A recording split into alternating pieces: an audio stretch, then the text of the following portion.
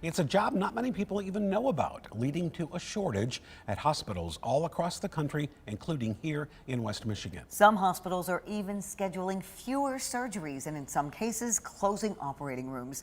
13 on your side's Elena Holland tells us about the position hospitals are desperately trying to fill. Elena. Well, surgical technologists are a huge part in the success of surgeries, but not many people know about the position, meaning not enough people are filling the open positions. 60 seconds and we're going to scrub in. Inside the operating room, Square off and place the drape.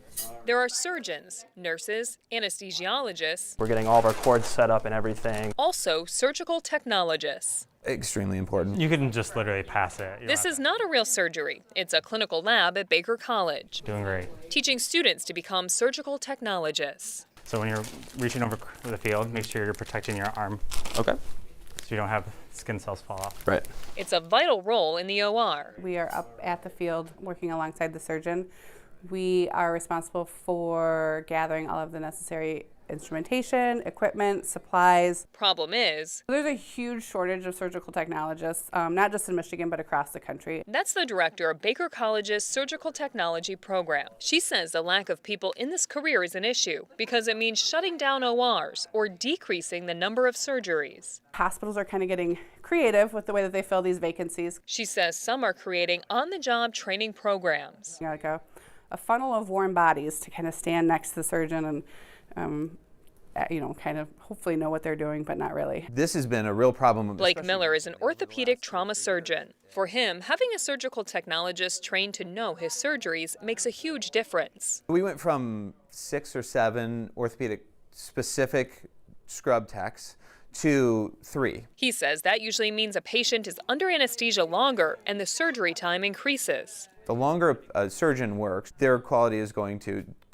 be somewhat sacrificed. We don't need suction for this. Hospitals here in West Michigan are feeling the effect. Corewell Health is advertising $10,000 incentives for some of its surgical technologists' open positions.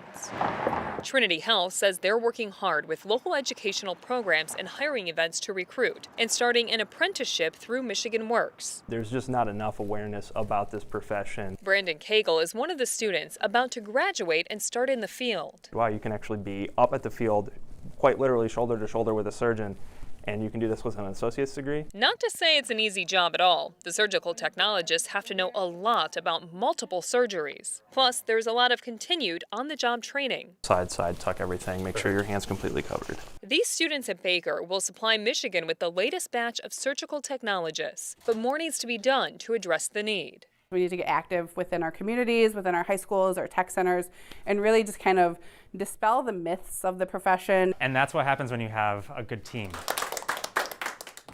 Well, that group of students you saw in the video will graduate Baker College tomorrow, and I'm told every one of them passed their board, so congratulations to them.